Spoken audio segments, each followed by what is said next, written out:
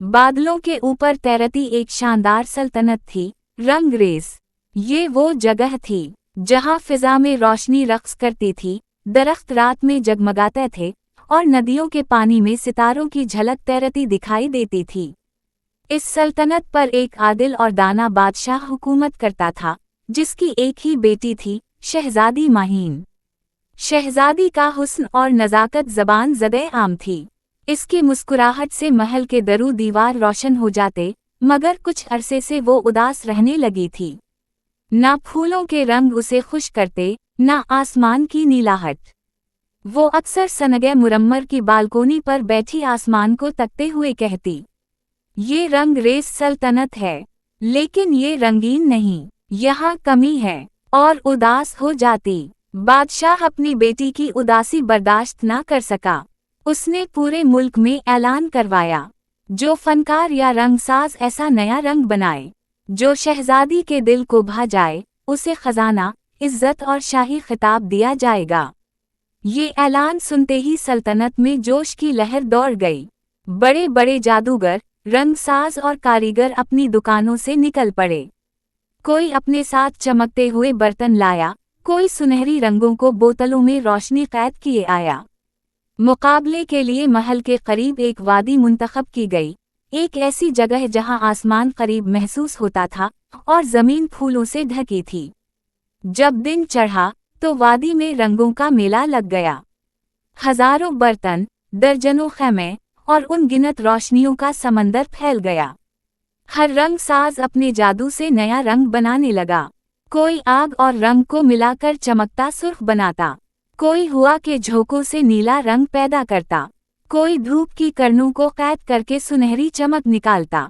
पूरा मैदान रोशनियों से जगमगा उठा। रंग फिजा में नाचने लगे, कपड़े फूलों की तरह चमकने लगे। शहजादी और बादशाह एक ऊंचे संगी तख्त पर बैठे हैरत से ये सब मंजर देख रहे थे। मगर शहजादी का चेहरा अब भी खामोश था। वो हर रंग को देखती, सर हिलाती और कहती, खूबसूरत है, मगर दिल को नहीं छूता। उसी वक्त लोगों के शोरोगुल में एक कमजोर सी लड़की आहिस्ता से मैदान में दाखिल हुई। उसका नाम था जरी, एक गरीब रंगसाज की बेटी। उसके बाप के हाथों में रेशा आ गया था, इसलिए वो खुद किस्मत आजमाने निकल आई। इसके कपड़ों पर रंगों के धब्बे थे, हाथों पर जख्म, मगर आंखों में ख्वाबों की रोशनी थी। इसके पास ना सुनहरी बर्तन थे, ना जादुई औजार, बस एक छोटा सा मिट्टी का कटोरा और थोड़ी सी उम्मीद। दूसरे रंगसाज इसका मजाक उड़ाने लगे, ये बच्ची क्या जादू करेगी, ये तो रंग के बजाय मिट्टी ही पेश करेगी। मगर जरी खामोश रही। इसने आहिस्ता से अपना सामान खोला और अपनी तरफ से जादू शुरू किया। वो करीब के जंगल में गई, वहां फूलों की पंखड़ियों से रंग कशीद किए, शबनम के कतरे जुमा किए और सहरी की रोशनी का टुकड़ा अपने बर्तन में कैद कर लिया। फिर उन सब को मिलाकर आहिस्ता से फूंक मारी। अचानक फिजा में चमक सी दौड़ गई, जैसे किसी ने हवा में रोशनी घोल दी हो। बर्तन में जो रंग अब चमक रहा था, वो दुनिया ने पहले कभी नहीं देखा था।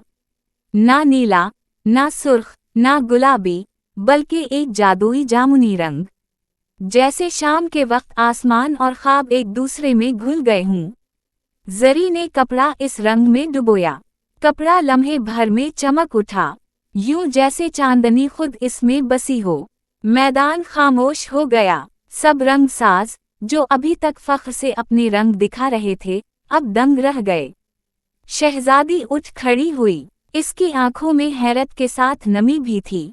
इसने जरी के हाथ से वो कपड़ा लिया, इसे रोशनी में देखा और धीरे से कहा, इससे ज्यादा, ये रंग जैसे दिल की धड़कन हो, आंखों को भाता हो। इसके चेहरे पर वो पहली मुस्कुराहट आई, जो बरसों से किसी ने नहीं देखी थी। बादशाह के लबों पर खुशी छा गई। वो तख्त से उतरा, जरी के करीब आया और बोला, बेटी, तुमने मेरी सल्तनत को नया रंग दिया है। आज से ये रंग तुम्हारे नाम से जाना जाएगा, जरी का जामुनी। पूरे मैदान में तालियां और खुशी की आवाजें गूंजने लगीं। जरी के चेहरे पर हैरानी, खुशी और आंसू सब एक साथ झुलकने लगे। इसने आसमान की तरफ देखा, जहां शाम उतर रही थी, और आसमान खुद उसी जामुनी रंग में रंगा जा रहा था। इस दिन से रंगरेज की सल्तनत में हर लिबास, हर परचम, हर पर्दा उसी रंग में रंगा गया।